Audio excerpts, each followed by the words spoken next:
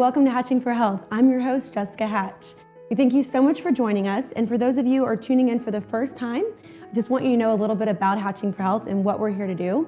We are trying to create awareness with hopes of finding cures for various diseases, disabilities, and disorders for children all around the world. So today we're going to be joined by a lovely family, and there's going to be two boys that actually have RTD. Now this is known as riboflavin transporter deficiency, and they're going to be joined by their mother. So we're going to learn the details of what exactly this disease is and what they're going through. But first, we're going to take a look at their day-to-day struggles and really learn what they're going through so that we can better connect with them on today's episode.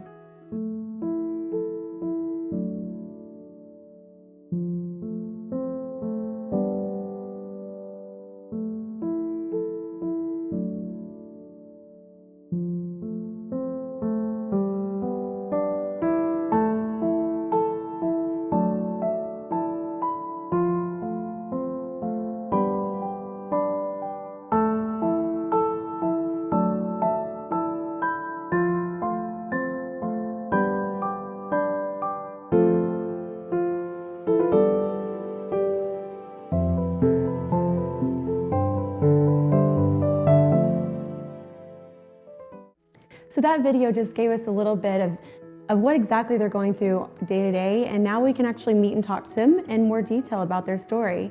So thank y'all so much for joining us.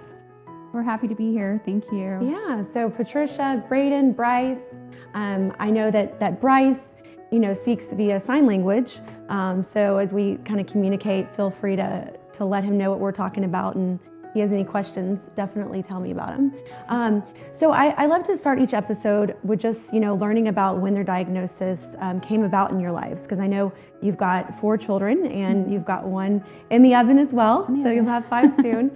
And so I think it's important just for the viewers to kind of, understand exactly, what got you to this point and where things began for you in the journey. Okay. It all started back when, for Bryce, he was 11 months old and he started breath holding.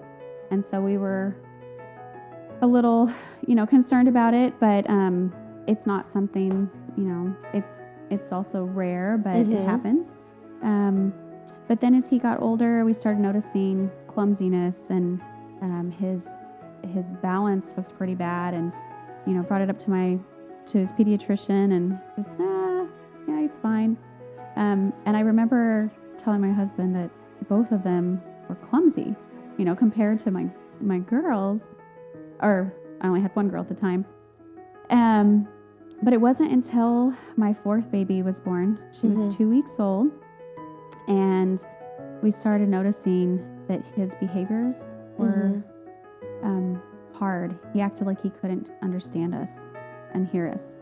My mother-in-law said that he was like a bumper car. He would just kind of bounce from wall to wall. His balance was just so bad. So there was one day in particular, he was throwing a tantrum, and we were trying to see like what's wrong. And so we were trying to distract him. Do you want some gum? Do you want a sucker? Like something to... And he didn't respond until we took him and showed him. And so my husband and I looked at each other and we said, it's acting like he can't hear us.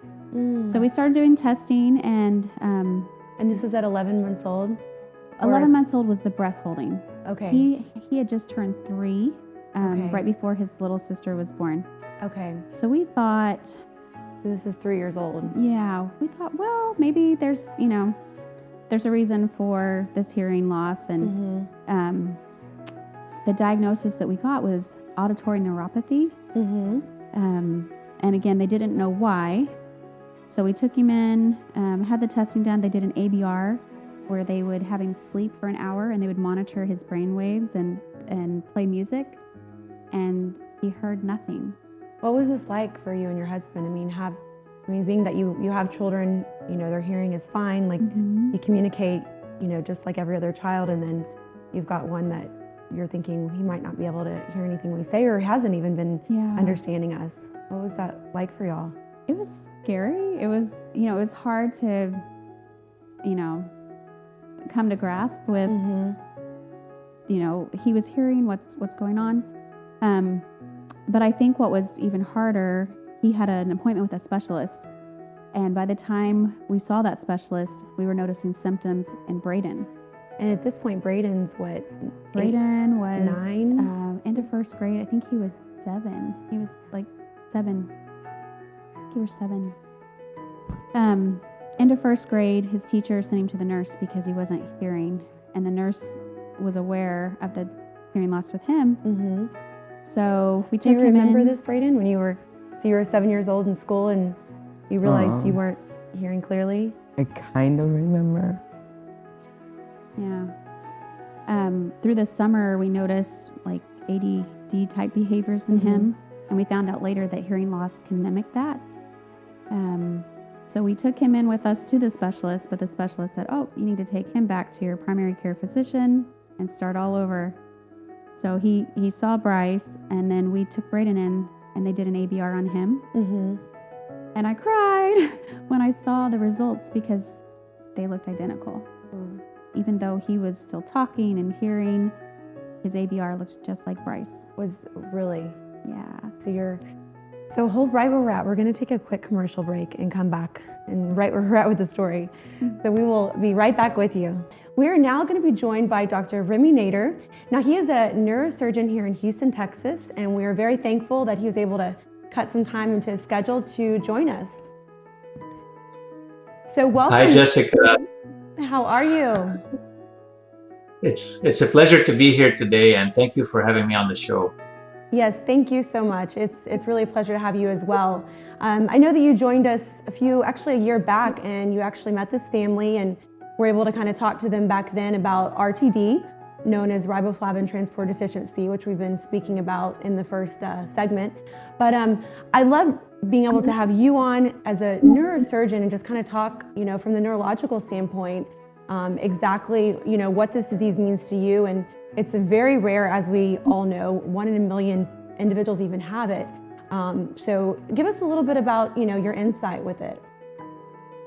Yes, absolutely. And Jessica, it is, as you said, a very rare condition. And there's been only about 100 cases reported in the world literature about this disease.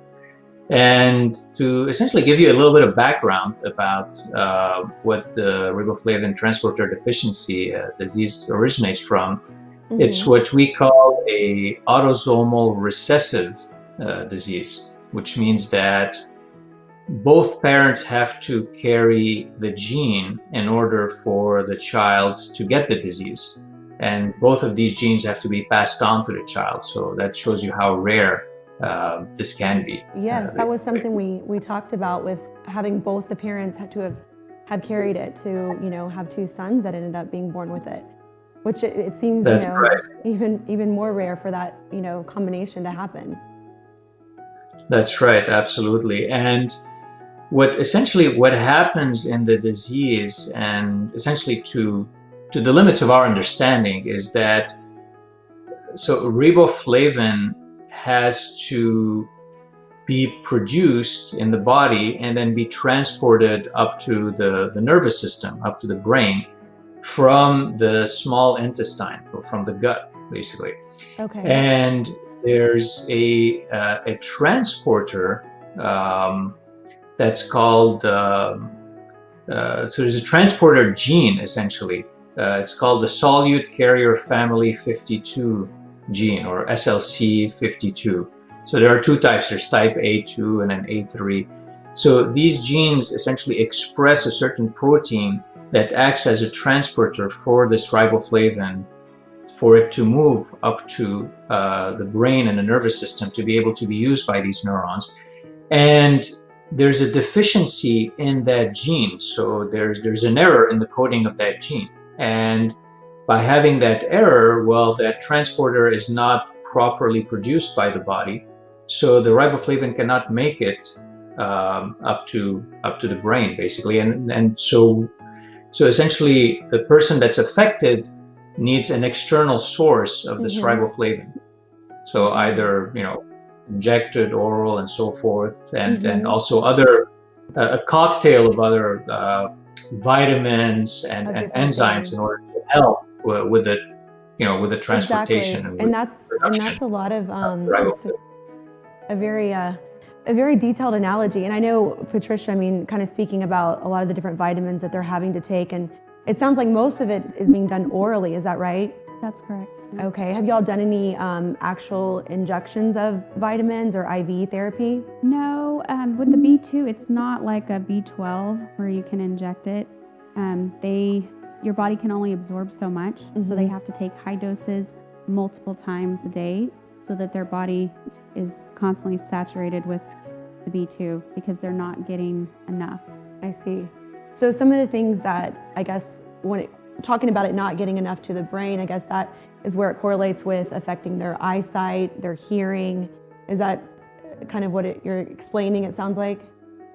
Yes, so that's correct, Jessica. So typically the first way this manifests is with the hearing cells. So the little nerve endings, the little nerve cells in your inner ear are extremely sensitive in any type of variations of their little sort of environment or microcosm. And when we lack that riboflavin, so those nerve cells start malfunctioning, and we start losing our hearing, and essentially we can develop what's called sensory neural hearing loss. Okay. And that's when we need those little adaptive devices, whether it's hearing aids or cochlear implants, to help us be able to make up for the loss of hearing. So that's essentially the first sense that is affected. So do you think, I mean, obviously like the show itself, I mean, the end goal is cures, right? We're all wearing the Cure MD or Cure RTD badges here, which is something that's celebrated in the month of September. But do you find, I mean, as a, someone that operates on the brain, I mean, that there could potentially be a possible operation where, I mean, you could go in and make some of the adjustments to change this in any way, or is it just not really going to be a connection of that sort? Well, I'm always very hopeful. I mean, today, as it stands right now, we do not have a cure for this condition. There's a few trials underway, and especially in the area of molecular genetics. As with any other genetic condition, we are testing certain vectors of ways to modify the genetic makeup of our cells in order to be able to achieve a cure. But obviously that takes years and years of development. But I'm very hopeful. I mean, with the progress that we're seeing in science nowadays, we never know. I mean, this could happen in the next coming decade or so. Is there anything, Patricia, you want to maybe ask Bryce or Bryden that they want to ask him? Bryce or Braden? Do you have any questions for the doctor? About maybe your walking or your vision? Do you have any questions for him? Think about it, okay? Dr. Nader, when Bryce first started having some changes that we noticed, it was actually his balance that we noticed first before the hearing loss. The hearing loss was a little bit harder to detect because he was younger, and they later were both diagnosed with auditory neuropathy, meaning that their hearing would cut in and out like a cable with a break in it. So the balance we noticed, and we questioned our pediatrician about it, and he said, "Oh, all 2-year-olds are clumsy," and he's my third child, so that didn't seem right. But we did notice that both boys were a little more clumsy, and now Bryce for sure has gait ataxia. We haven't seen a neurologist since before diagnosis to address the gait ataxia. Are there any reasons we should continue to see a neurologist? I think, yes, that's a very interesting point you're bringing up, and the balance problems and the ataxia. First, let me give you a little bit of background or where this could be coming from.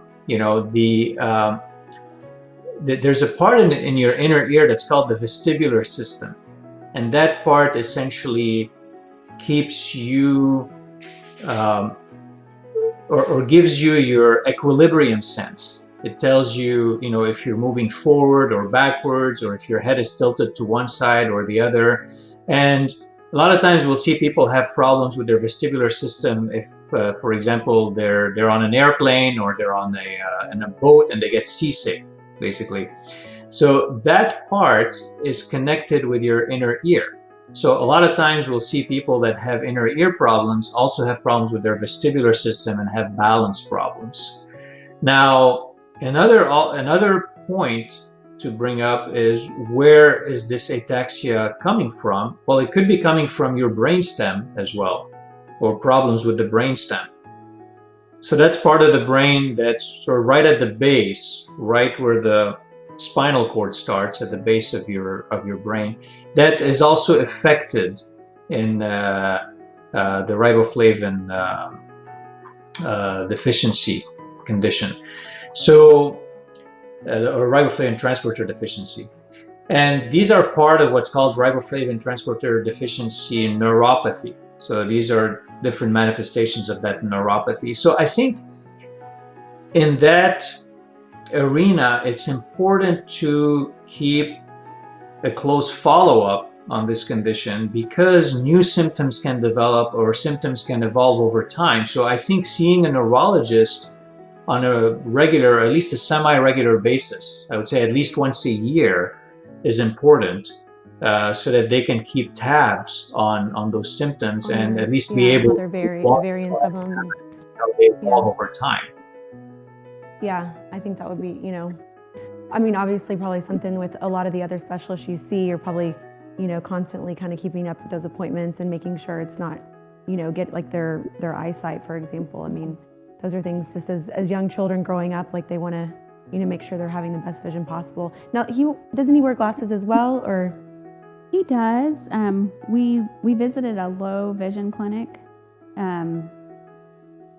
His vision is so bad that the ophthalmologist did not recommend glasses, but the low vision clinic said, well, it does give him a few lines, so let's go ahead and have him wear it.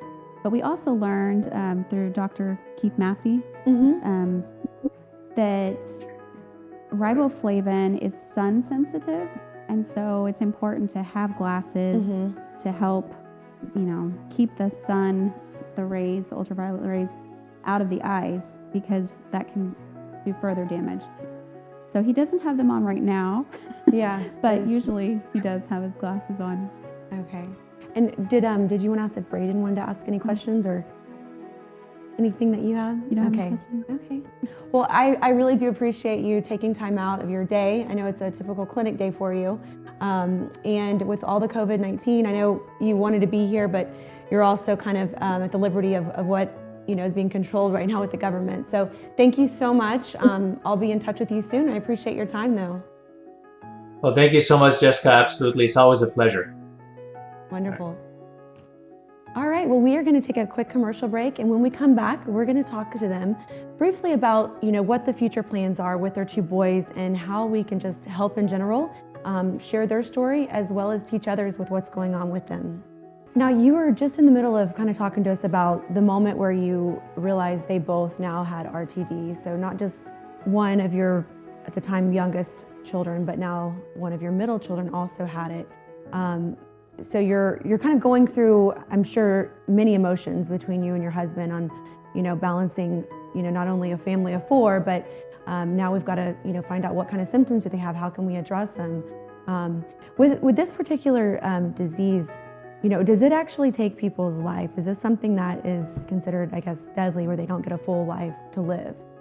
That's a really good question. When they first lost their hearing, we just thought it was hearing loss. And the doctors said, if you want, you can do genetic testing to determine why the hearing loss. And so at first we kind of hesitated, but we're really thankful that we decided to do genetic testing, because with time we saw a decline in the boys. His balance became worse, vision became worse, and we were already doing genetic testing, and it took 3 rounds before we got an answer. Now, thanks to Dr. Keith Massey, he's a neuroscientist in Canada. His daughter has RTD as well. Now, hearing loss is in the bracket, the first round, RTD is. So if there's any Okay. kind of hearing loss, children now will be tested for RTD. We'll immediately be pushed to do that. Had we had that happen, we probably could have saved a lot of decline because we could have started treatment sooner. But we were also thankful that we did genetic testing because we found out if it's not treated, it's fatal. Really? Yeah. Has there been any cases that you've actually heard of out there where someone has died from this disease?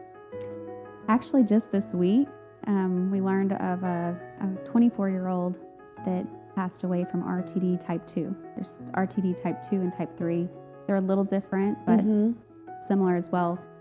I think one of the big challenges is the current research suggests that B2 is all that's needed for riboflavin. It's the most important vitamin for them, but they do need other supplements that help support the mitochondria.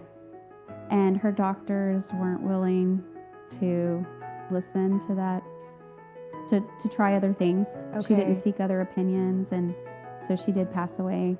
Wow. It's kind of a At scary 24 thing. years old too. I mean, that's, And oftentimes, if a diagnosis isn't given, for example, if we didn't get a diagnosis for them, had we not done genetic testing, yeah. they would have died too. So depending on the onset, the youngest onset was 3 months old, and then there's up into adulthood.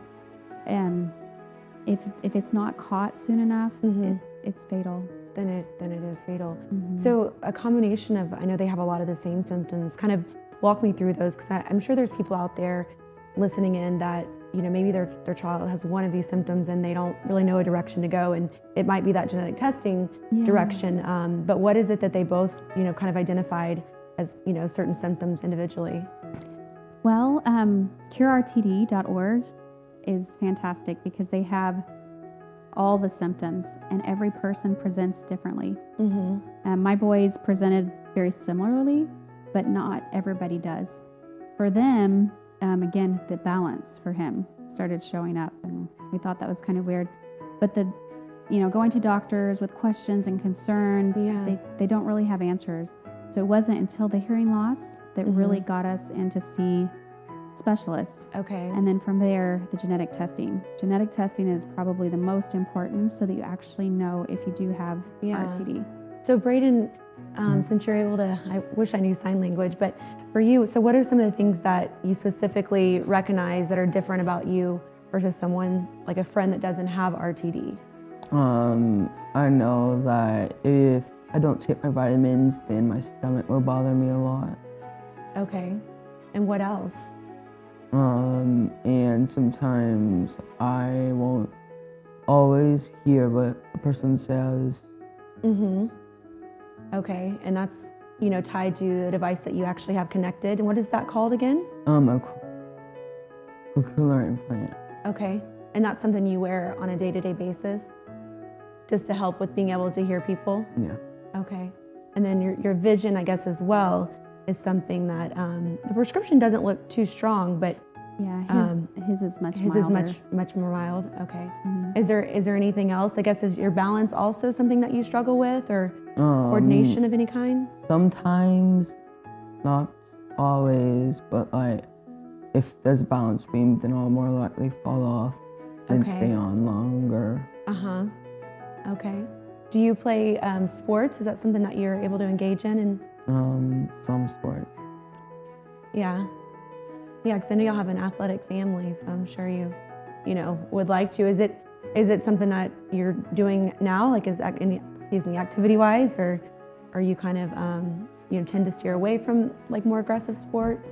So I was doing American Ninja Warrior till coronavirus came. Oh wow.